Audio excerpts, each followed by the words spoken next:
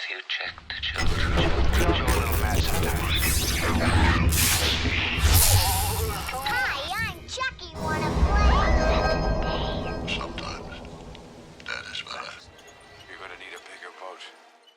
What's up, everyone? Welcome back to the Horror Show. I'm Cecil, Laird. Robert Duell. And Jaime and Fuego here. Here to fulfill another Patreon poll request. The poll winner for a couple months back was The Prophecy from the mid-90s, starring Kristopher Walken and Casey Jones from the Teenage Mutant Ninja Turtles Elias movies. Koteas. Indeed. Is that who his name is? Elias Okay. Koteas. Here's Casey Jones. Virginia Madsen of Candyman fame. Eric of course. Stoltz as Simon. And, of And, course, Viggo Viggo Mortensen. Yes, Oh. a very young Viggo. Very young. That They was the sick. biggest surprise for me, I gotta be honest Yeah. with you. Yeah.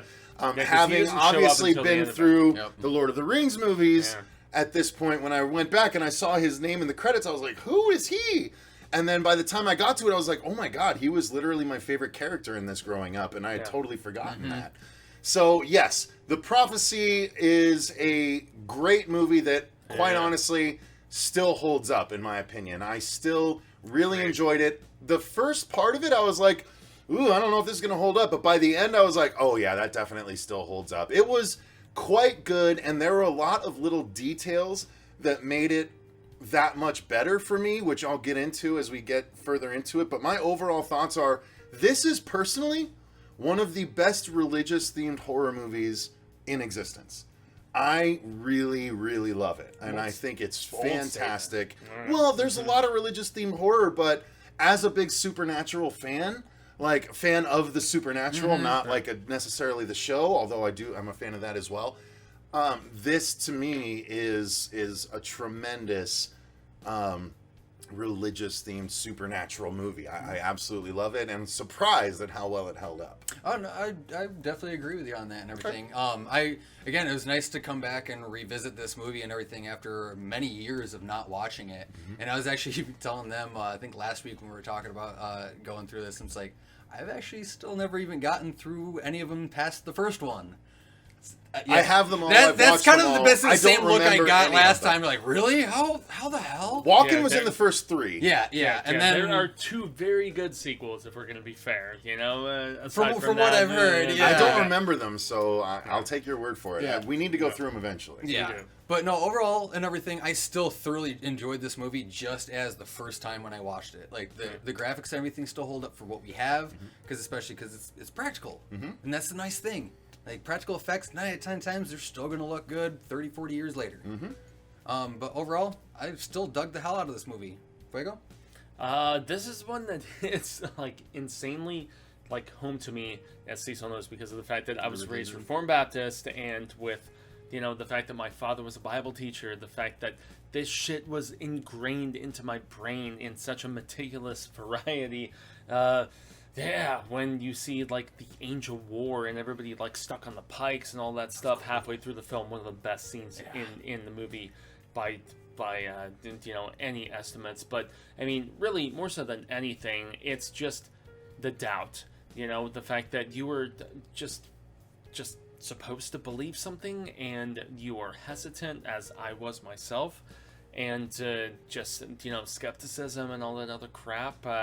Yeah, this is a brutal film as far as just that disregard and everything else with I mean, yeah, with regards to it. So yeah, beautifully shot, awesomely done, great cast too. I mean, you got Mr. Redhead, Stoltz, right? Yeah, Eric Stoltz. Yeah, Eric Stoltz. Yeah. He's there in the first half of the film, but I mean, even aside from that, I mean, everything is masterfully done and impressively put together. So Yeah. The story is about Casey Jones from As you Teenage keep Mutant Ninja referring to. Turtles. He plays a man that was training to be a priest, to join the priesthood. Yeah. When it came time for him to swear into the priesthood, as it were, he was unable because he was overwhelmed hearing, he didn't know what he was seeing visions, and he didn't know why, but he took it as a sign to not join. So he instead became a police detective. And so years later now, he is drawn into a murder mystery where There is someone that has shown up. You know, Eric Stoltz has shown up, and another man shows up that has glasses on, and they fight, and one of them dies. And Eric Stoltz is trying to protect something very valuable in a human soul. We don't know why, we don't know how, and that eventually is explained throughout the course of the movie. So it's actually quite a deep movie, and it is the fact that this, non-priest meets Virginia Madsen, who is tied into a little girl character that is brought in that's also tied in with the plot line. And quite frankly, it's not a super dense story, but it is dense enough to be a lot more in-depth than many movies of its ilk. Well, True. It was way more interesting the whole way through because it was a fully complete story that was engaging the whole way, in my opinion. Yeah, props in that regard. Yeah, no, I definitely agree, especially with like the aspect of like the whole explanation of like the original Angel War and things like that, and just like the background of why we have Simon and Gabriel here and everything else. Like it definitely that's a nice thing I think about like the prophecy. I think why they were able to do more movies is because of how deep in what you could do How with rich the lore. it was, Yeah, because like literally you could do just about anything with this, and like once you get to the explanation of the actual reasoning of why Christopher Walken's character Gabriel is on Earth and everything, you find that out, and that whole thing is like you're just a power hungry madman. That's really what it boils down to. He's wanting chaos. I forgot how cool the thing ended up being through the whole movie. Yeah. Fuego? No, I was definitely impressed with the fact that, Walken perpetuated the story forward with this cannibalistic nastiness that he did.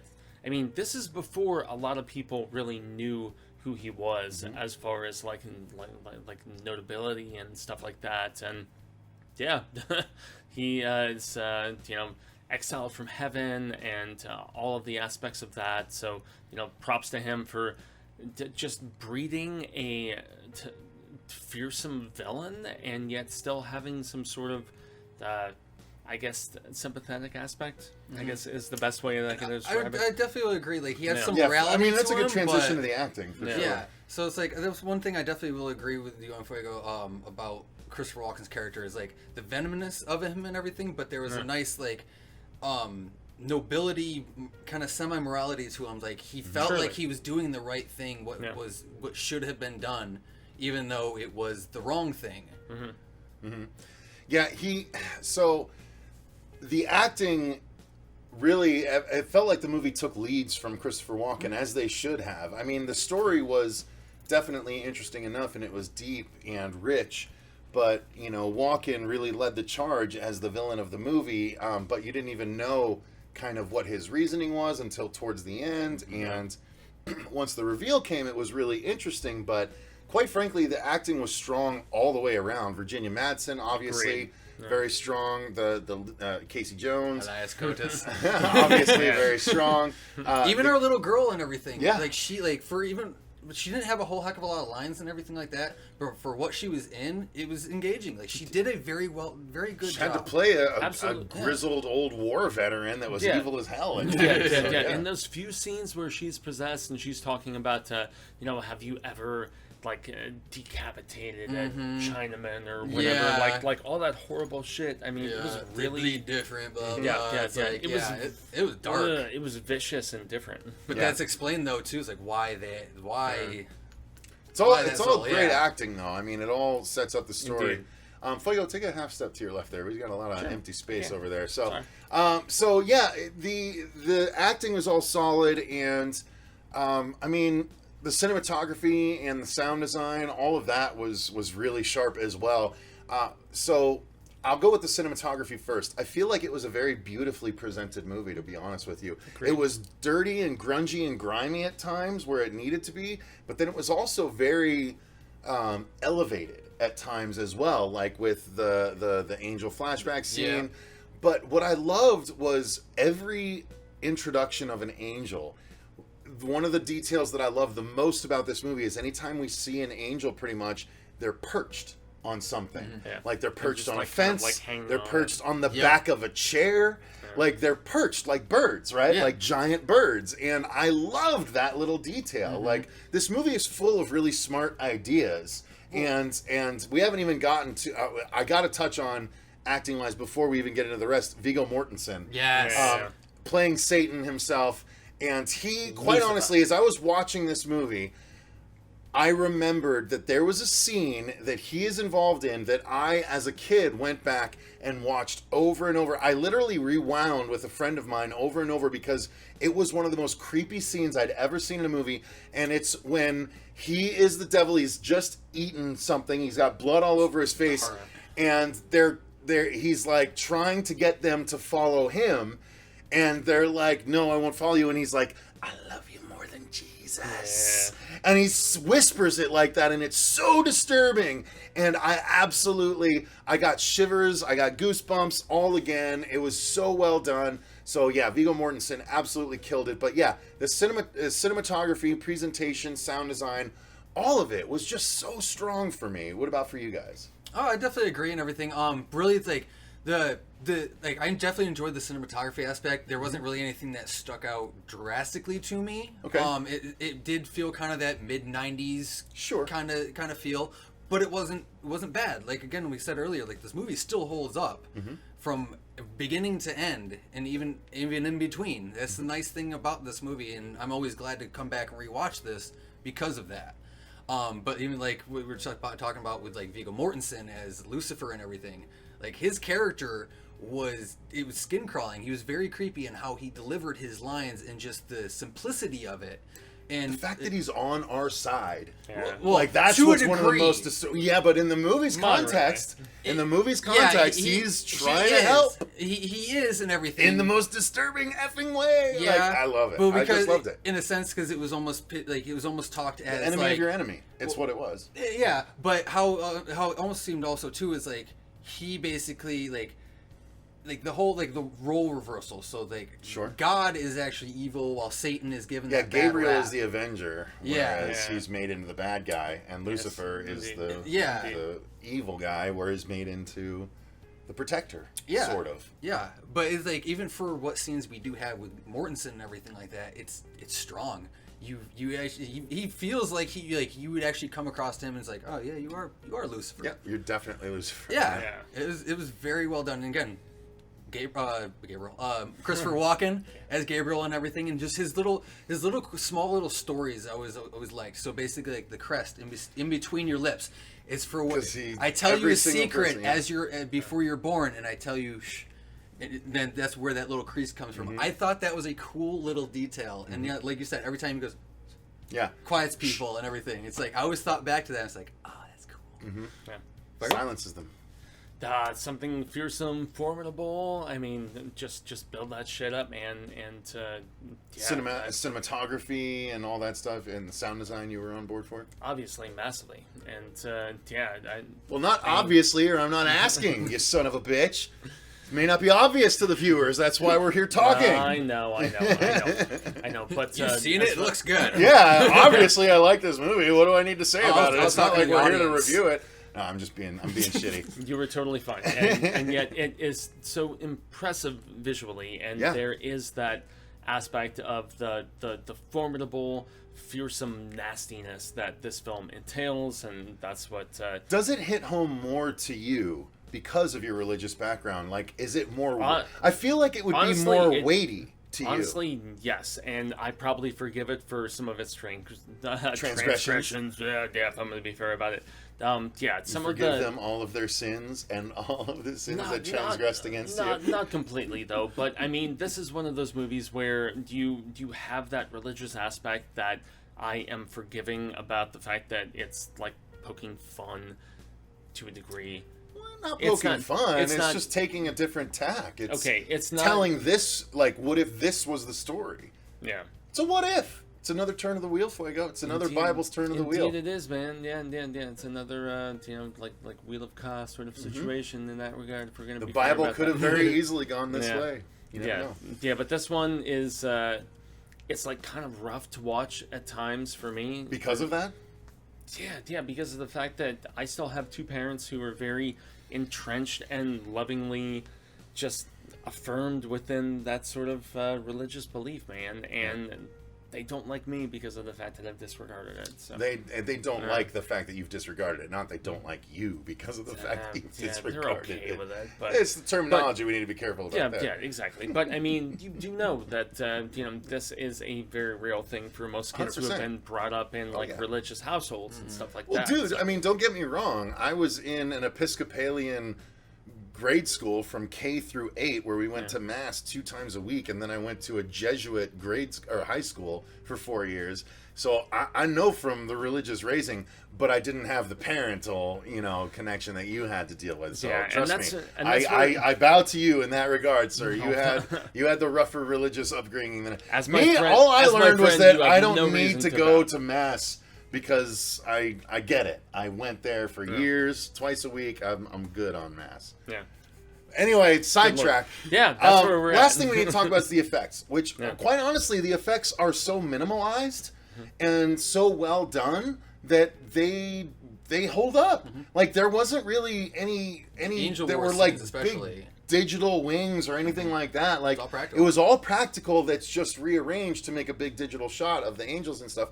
But otherwise, it's a practically achieved movie. And so all of the effects hold up, especially the eyeless dude. I was just gonna bring about that. Like, basically, the foot angels, in a sense, are eyeless. I thought that was a really cool, little detail. Yeah, so again, effects wise, I'm on board for this. It holds up because not many movies hold up like this. No, that's true, and even small details and everything. When you have the autopsy scene after Simon's fight with the foot angel, you basically have that full body shot, and they're talking. It's like, we don't know what the hell this thing is. Like, it's a human. It looks like it. It's a hermaphrodite. Yeah, but it has no genitalia. It's got both genitalia. Oh, that's what it was. Yes, that's what it was. Got both sets. Yeah, it's got both sets, but it has no eye, no nipples, no eyes. Like, look at all the space. There we go. Shut up.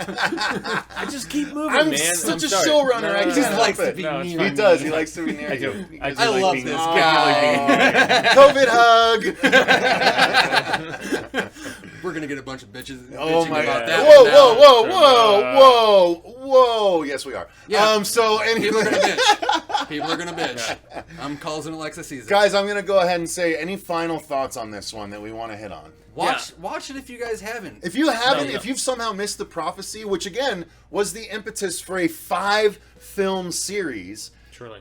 definitely give it a try. There's a reason why. You know what I mean? And I can't say any of the sequels hold up because I haven't watched them in years. Maybe they do, maybe they don't. But this one is deserving of multiple sequels. Yeah, and it's a very brief segment in this, unfortunately. But that bit where all of the angels after the war are fucking impaled on that different stuff. Image everlasting. It's maybe 30 seconds, if not even that. Oh, it's way less than that. Yeah, it's like Probably 15 maybe. yeah. 15 if we're gonna And be quite fair. honestly, But if you it's really a scrutinize it, nasty- the it's a effect nasty little bit. doesn't hold up super great. I know. It's the only thing about that scene. It's because it's the- digitally cobbled together. Yeah. It's practical It's the stuff skyline. that's digitally cobbled The together. skyline is what looks the worst matte on that painting, and yeah. everything. Yeah. But no, the one thing I actually kind of liked about that scene, because in a sense I took it more so as like a nod to the Forest of the Impaled from what Vlad Dracul did. Oh, with okay. the- Yeah. With, All with right. the Turks It was back in very the day. Vlad the Yeah, Impaler. Like yeah. I can feel that. that's I one can thing feel that. I kind of appreciated about that. That's a fair- seemed that's a fair very toss, yeah. very like Turk Romanian kind of battleground kind of thing. Sure. That was kind of cool. Sure. Guys, I think that's going to do it. where we're We've at. talked a bunch about the prophecy. Let us know what Yes. your thoughts are in the comments down below. Have you seen it? If so, what did you think? If you haven't seen it, why not? And are you going to go watch it now? Let us know those thoughts as well. As you should. If you guys man. want to become a patron, very much like those that voted on this movie for us, the link is in the description box. You can end up deciding on a movie for us to review just like this. Until next time, though, I've been Cecil Laird. I'm Robert Duell. And gracias up and Jaime and Fuego. And remember, Stay scared. oh,